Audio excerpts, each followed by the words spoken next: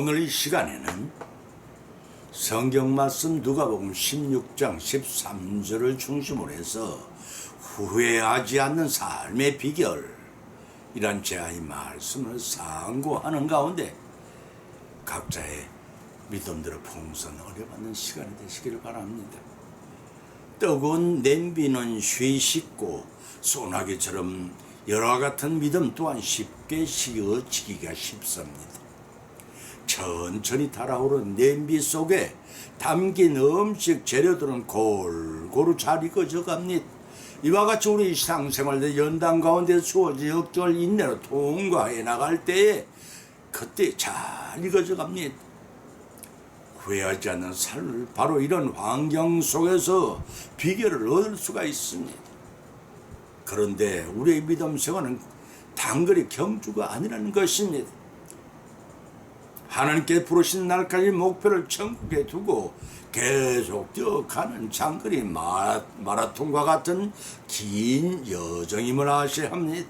그 여정에는 때때로 순풍도 있지만 역풍이 몰려올 때가 더 많은 세상의 나날들입니다. 그 날들을 지나와서 뒤돌아보면 참으로 아침에 잠시 보이다가 사라지는 안개 같은 우리 인생임을 알 수가 있습니다.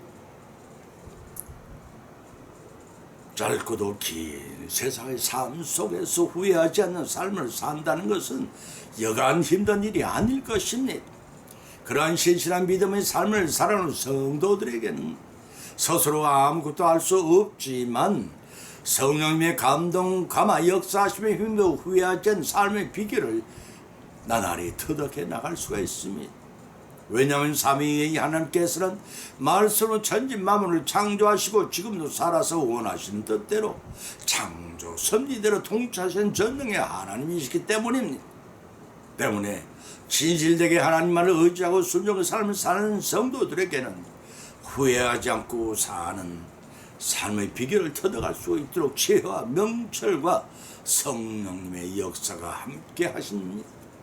오늘 이 시간에는 어떻게 하면 후회하지 않는 삶의 비결을 얻을 수 있을 것인가를 조명해 보십시다. 첫째는 좁은 문으로 들어가기를 힘써야 한다는 것입니다. 두 번째는 기회가 주어졌을 때 회개를 해야 한다는 것입니다. 세 번째는 이스라엘 것보다 하나님의 것을 사랑해야 한다는 것입니다. 이러한 세 가지 본문을 삼고 상황하는 가운데 피차의 풍성한 은혜받는 귀한 시간이 되시기를 예수님의 이름으로 간절히 축원드립니다. 첫째는 좁은 문으로 들어가기를 힘써야 한다는 것입니다. 본문의 말씀 누가복음 13장 24절로 27절을 찾아 봉독하면 좁은 문으로 들어가기를 힘쓰라. 내가 너희에게 이르노니 들어가기를 구하여도 못하는 자가 많으니라. 집주인이 일어나 문을 한번 닫은 후에 너희가 밖에서 두드리며 주여 주여 열어주셔서 하면 저가 대답해 가로되 나는 너희가 어디서 온 자인지 알지 못하노니 그때 너희가 말하되 우리는 주 앞에서 먹고 마셨으며 주는 또한 우리를 길가에서 가르치셨나이다. 저가 너희에게 일러 가로되 너희가 어디서 왔는지 알지 못하노라 행악하는 자들아 나를 떠나가라 하고 하셨습니다. 세상에는 많은 문들이 있습니다. 누구나 드나들 수 있는 문은 없습니다. 그러나 제한된 사람만이 출입할 수 있는 문은 대부분이 좁은 문입니다.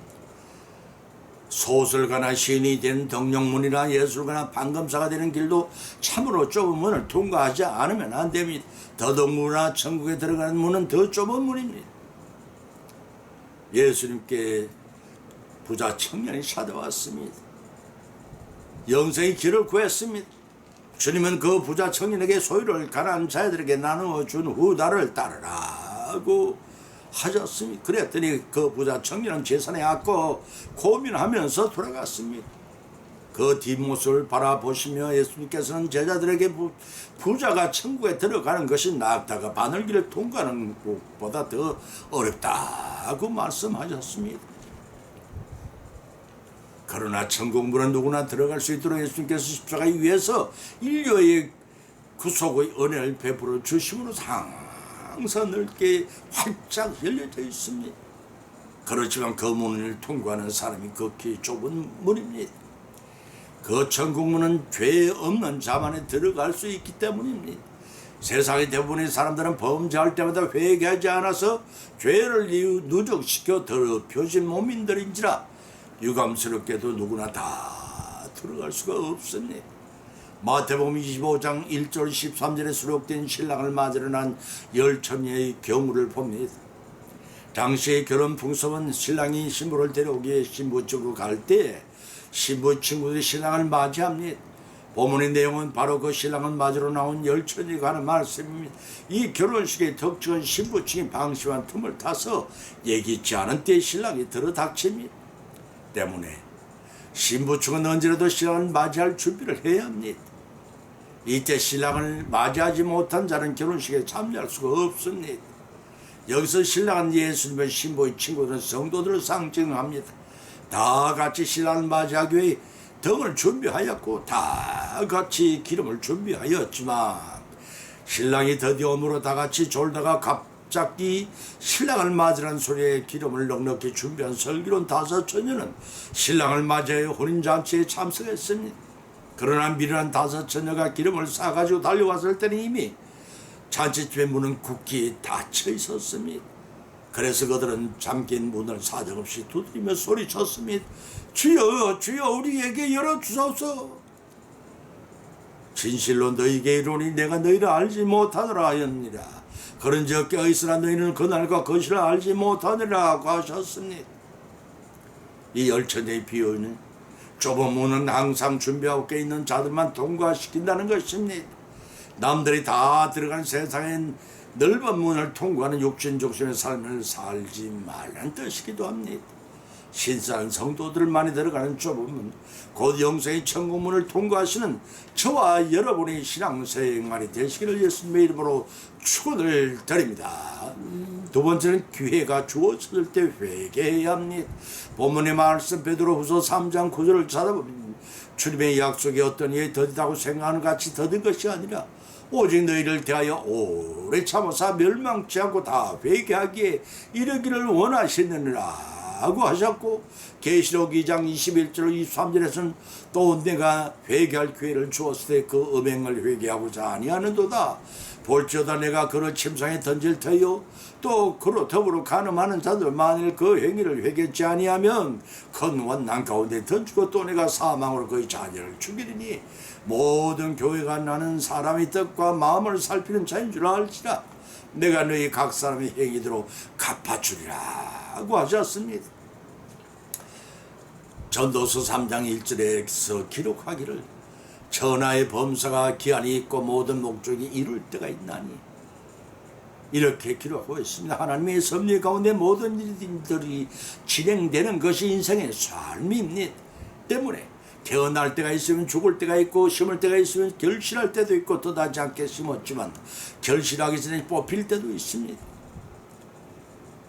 때로는 울 때가 있으면 웃을 때가 있고 이럴 때가 있으면 지킬 때가 있고 찌를 때가 있으면 꿰맬 때가 있으며 사랑할 때가 있으면 미워할 때가 있고 전쟁할 때가 있으면 평화할 때도 있게 마련입니다. 천하의 범사는 하나님이 섭리하시는 가운데 모든 일들이 하나님이 정하신 때에 따라 진행되는 것임을 우리는 알 수가 있습니다.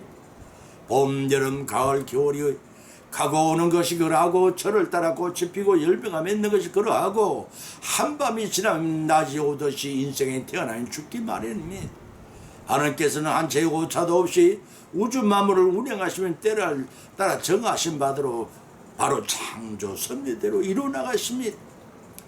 특별히 인류 구속 사역을 창세전에 기억하시고 독생자를 보내주사 공생애를 마치신 후 십자가의 대속의 죽음을 죽으신 것도 아무 때나 이루어진 것이 아니라 섭리 가운데 성취하신 것입니다.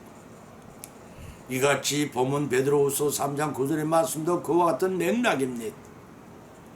어떤 여의 더디다고 생각하는 같이 주님이 늦게 오시는 것이 아니라 모든 사람이 회개하여 멸망하지 않고 모두 다 구원받기를 원하시기 때문에 심판하실 재림의 때를 늦추고 계시다는 것임을 알라고 하셨습니다. 또 계시록 2장 21절 23절에는 하나님 누구시며 어떻게 인내하시는 자비의 하나님이신가를 교훈하고 있습니다. 회개할 기회를 주었습니다. 회개하지 않고 오히려 음행을 하는 자를 침상에 던지신다고 하셨습니다. 여기서 침상에 던진다는 것은 중병에 걸린 침상의 신세를 지게 만드시겠다는 뜻입니다. 그로 더불어 간음하는 자들 만일 그 회개를 회개치 않으면 칼 환난 가운데 던져지고 또 내가 사망으로 그 자녀를 죽이리라고 하셨습니다. 여기서의 간음이란 남녀간의 간음 사건을 말하는 것이 아니라 하나님 외에 다른 신을 섬기는 행위를 간음으로 표현하고 있습니다. 따라서 우상 숭배를 통해 영적인 간음을 저지른 이스라엘 백성들을 환난 가운데 던져넣어 고통을 당하게 하고 동시에 자녀들은 사막에 처하게 하시겠다는 저주의 말씀입니다. 모든 교회는 하나님께서 사람의 마음을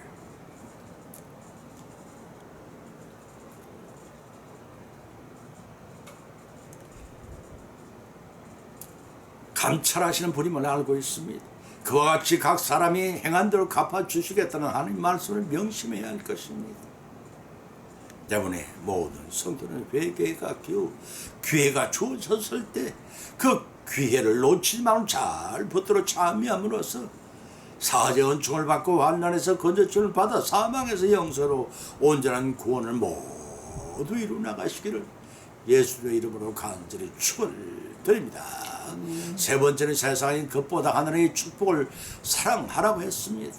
본문의 말씀 누가복음 16장 13절을 찾아 봉독하면 집안이 두 주인을 섬길 수 없나니 이 홍이를 미워하고 저를 사랑하거나 홍이를 중히 여기고 저를 경히 여길 것임이니라. 너희가 하나님과 재물을 겸하여 섬길 수 없느니라고 지적하셨습니다.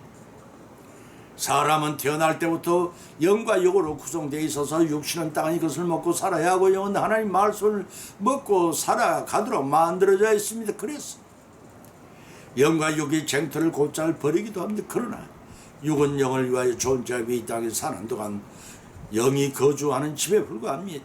그 집은 낡아지지만 영은 새로워집니다. 하나님의 섭리 가운데 정해진 때가 이르면 영과 육은 분리되어집니다. 육은 육신이 닿으면 흙으로 돌아가지만 영은 불멸이라 행한 대로 심판대 앞에 심판을 받고 지옥과 천국으로 나눠져 들어가 영벌과 영생을 누리게 됩니다. 이때 판정의 기준은 세상에서 누구를 섬겼는가에 달려 있습니다. 옛날에 날짐승과 길짐승 간에 무슨 사연인지 전쟁이 벌어졌습니다. 박쥐는 아무 편에 소속이 되지 않았습니다. 날짐승이 이기면 날짐승 편에 붙고 길짐승이 이기면 길짐승의 편에 붙었습니다. 이를 발견한 양쪽 짐승들이 박쥐를 성토하였습니다. 그 이유는 박쥐는 부끄러워 대난 출입을 상가며 살아가게 되었다는 통화입니다. 우리는 이 박쥐처럼 자신에게 유익하다고 그 양쪽을 오락가락하며 두 주인이 섬길 수가 없다는 경고입니다. 구약 성경 여호수아서 24장 15절에서 촉구하기를 만일 여호와를 섬기는 것이 너에게 좋지 않게 보이거든 너희 열조가 강 건너편에서 섬기던 신이든지 혹 너희 거하는 땅 아무리 사람이 신이든지 너희 섬길 자는 오늘 택하라. 오직 나와 내 집은 여호와를 섬기겠노라고 여호수아는 선언했습니다. 이 종언이 말씀 예수님께서 하나님이 섬기면서도 가나안 땅 토착 신들을 동시에 섬기는 타락한 유다 백성들에게 택일하여 섬길 것을 비로 말씀하고 계십니다. 집 하인이 두 주인을 섬길 수 없나니라고 본문은 말하고 있습니다. 오늘날의 성도들에게는 이 비의 말씀대로 재물을 우상화하여 섬기는 것과 하나님을 섬기는 것을 겸할 수 없다는 뜻으로 해석할 수가 있습니다. 문자적으로는 본문의 말씀을 통해 집 하인이 두 주인을 섬길 수 없는 비유에 대해 이렇게 말씀하고 있습니다. 혹 이를 미워하고 저를 사랑하거나 혹 이를 중히 여기고 저를 경히 여길 것임이라고 하였습니다. 두 주인을 섬긴다는 것은 두 마음으로 갈린다는 것입니다. 전심전력을 다하여 한꺼번에 두 주인을 충성할 수 없다는 뜻입니다. 왜냐하면 사람의 마음은 한쪽으로 쏠리게 마련입니다. 두 주인을 섬기다 보면 한쪽에서 치우쳐 자기를 잘 대해주는 주인을 사랑하게 되고 자기를 학대하는 자를 미워하게 됩니다. 그러다 보면 한 주인에 대해서는 존중하게 되고 반대로 미워하는 주인에 대해서는 경하게 대하기가 십상인 것입니다. 이와 같은 본문 말미암아서 예수님은 너희가 하나님과 재물을 겸하여 섬길 수 없느니라고 선언하셨습니다. 이렇게 예수님께서 비유하신 것은 하나님을 섬기는 자들 중에 하나님보다 더 재물을 귀중히 여겨 성소수리 하지 못한 이름만의 성도들 향해 교훈하고 계신 것입니다. 우리를 이 땅에 태어나게 하시고 살아가게 하시고 필요하고 하고 일용한 모든 것을 주신 분이 하나님이십니다. 그런데 하나님이 주신 재물을 섬기는 어리석은 자가 되지 말라는 것입니다. 하나님이 주신 풍성한 수확을 거둔 부자는 창고를 넓히 몇 년 동안 먹을 걸 넉넉히 준비하고 이제부터는 영혼아 먹고 쉬자라고 하였습니다. 그러나 그 영혼을 그날 밤 데려간다면 그 재물이 누이 것이 되겠냐고 예수님께서 교훈하셨습니다. 재물도 잃고 재물을 주신 하나님도 잃어버린 어리석은 부자와 같은 자가 되지 말라는 것입니다. 이는 곧 이 땅의 모든 것보다 하늘의 것을 구함으로 축복을 받으라는 하나님의 축복이심을 믿고 일어나시길 주님의 이름으로 축원드립니다. 결론을 맺습니다. 오늘의 본 말씀은 상고하는 가운데 믿음대로 은혜를 받았고 또한 세 가지 교훈을 받은 줄 압니다. 그 첫째는 후회하지 않는 삶의 비결은 좁은 문으로 들어가기를 힘쓰라는 것입니다. 세상 사람들이 몰려간 넓은 문은 가는 동안에 행복한 길 같지만 전국의 멸망으로 인도하는 문인 것입니다. 두 번째는 후회하지 않는 삶의 비결은 기회가 주어졌을 때 회개하라는 것입니다. 기회가 주어졌을 때 회개하지 않게 되면 누적된 죄 때문에 씻어내기가 힘들 뿐만 아니라 구원의 문이 닫히거나 재림 주님이 불시 오셨을 때 심판을 받고 구원에 제외되기 때문입니다. 세 번째는 후회하지 않는 삶의 비결은 이 세상의 것보다 하늘의 것을 사랑하여 축복을 받아야 한다는 것입니다. 우리의 생명과 가족과 재물을 주신 분이 하나님이십니다. 이 땅에 사는 동안 사용하라고 주신 것입니다. 천국에 가서는 가져갈 수도 없지만 사용할 수도 없는 아무짝에도 소용되지 못하는 것들입니다. 그런 땅의 것들을 하나님보다 더 사랑하는 우상 숭배를 하다가 재물도 잃고 영생을 주실 하나님한테 잃어버리는 어리석은 삶을 살지 말라는 것입니다. 이러한 교훈을 받은 것으로 걷지 말고 우리의 생활 가운데 실천하시면서 좁은 문으로 들어가기를 힘쓰고 기회가 주어질 때 놓지 말고 회개 생활을 통해 이 세상의 것들을 보다 하나님의 것을 사랑하여 영생의 축복을 모두 성취하여 누리시기를 예수님의 이름으로 간절히 축원을 드립니다. 찬송가 191장을 올리겠습니다.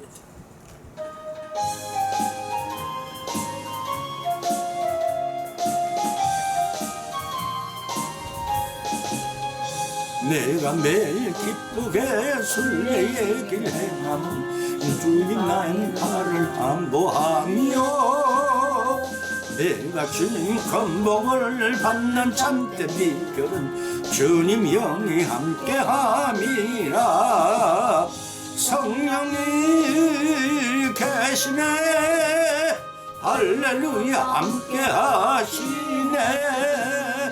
좁은 길을 걸으며 밤낮 기뻐하는 것 주님 영이 함께함이라. 전혀 죄에 빠져서 평안함이 없을 때 예수님 십자가의 공로 힘입어 그 발 아래 엎드려 참된 평화 얻으면 주님 영이 함께함이라. 성령이 계시네 할렐루야 함께하시네. 좁은 길을 걸으며 밤낮 기뻐하는 것 주님이 함께함이라.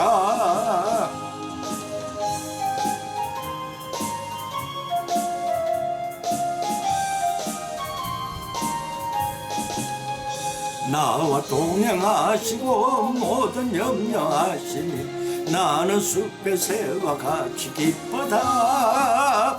내가 기쁜 마음으로 주님 뜻을 행하면 주님 영이 함께함이라. 성령이 계시네 할렐루야 함께 하시네 좋은 길을 걸으며 밤낮 기뻐하는 것 주님 영이 함께 함이라 세상 모든 욕망과 나의 모든 정욕은 십자가에 이미 못을 박았네 어두운 밤이 지나고 두꺼운 짐 벗으니 주님 영이 함께 함이라 성령이 계시네 할렐루야 함께 하시네 좁은 길을 걸으며 밤낮 기뻐하는 것 주님 영이 함께 함이라